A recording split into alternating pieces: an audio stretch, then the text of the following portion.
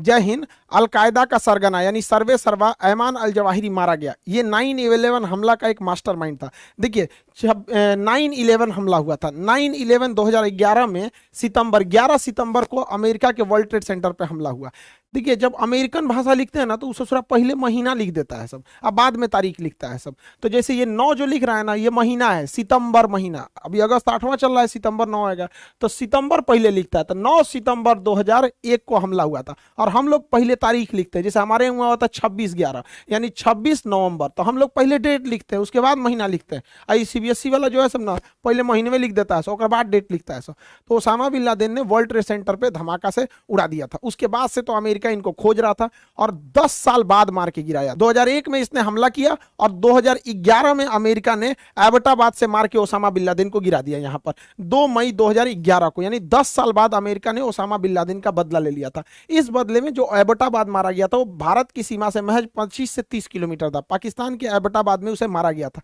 इस ऑपरेशन को अमेरिका के सील कमांडो ने, नेवी के सील कमांडो ने इस ऑपरेशन को कंप्लीट किया था।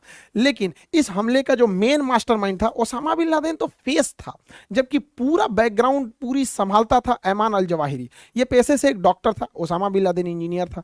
तो ये सब पढ़े लिखे थे सब, पता नहीं कैसे इधर चला आया सब। यहाँ पर हम लोग के यहाँ तो छोट मोट गुंडा तबाही मचा देता है, देखते हैं विकास दुबे वगैरह, जो इंटरनेशनल है सब, भयानक भयानक मारता है सब, होलसेल में उड़ाता है सब। तो ओसामा बिन लादेन एक फेस वैल्यू था अलकायदा का, जबकि सारा अंदर का ऑपरेशन ऐमान अल जवाहिरी देख रहा था।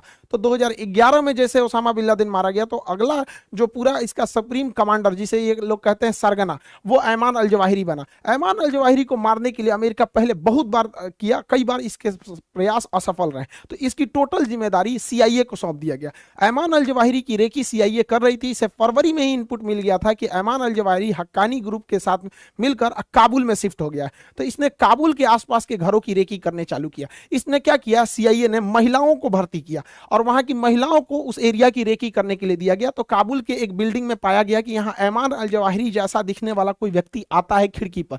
तो यहां से कुछ दूरी पर ड्रोन कैमरास को फिट किए गए और सैटेलाइट इमेजिंग ड्रोन से फिगर लाया गया, जिससे यह पता चल गया कि ऐमान अल जवाहिरी अक्सर इस बालकनी में आता है और यह कंफर्म हो गया कि अल जवाहिरी है।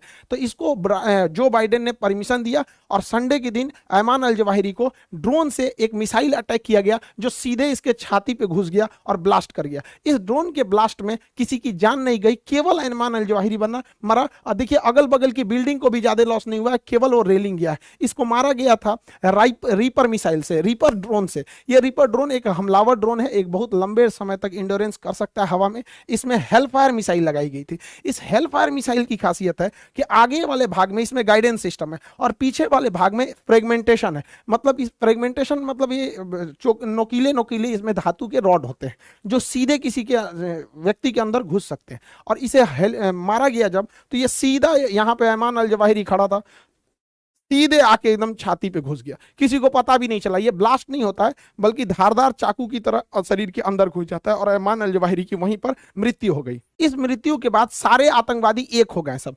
अलकायदा, तालिबान और पाकिस्तान में पन रहे जो पाकिस्तान का तालिबान है, तहरीके तालिबान पाकिस्तान जो है, टीटीपी जो है, वो सब एक हो गए। और इन तीनों को ये लगने लगा है कि इस हमले में पाकिस्तान ने इसका साथ दिया है और कहीं ना कहीं पाकिस्तान भी सॉफ्ट हुआ है आतंकवाद के मुद्दे पर। अमेरिका जिस तरह से कहता है आतंकवादियों को, पाकिस्तान अब उस तरह से दबाने लगा है, क्योंकि इनके पास भिखमंगे हो गए, पैसे नहीं है यहाँ पर। तो अब ये तीनों मिलकर इनसे दुश्मनी कर लिया। अब इन चोटों को समझ में आ रहा है कि सांप पालेंगे तो एक दिन तुम्ही को काटेगा यहाँ पर।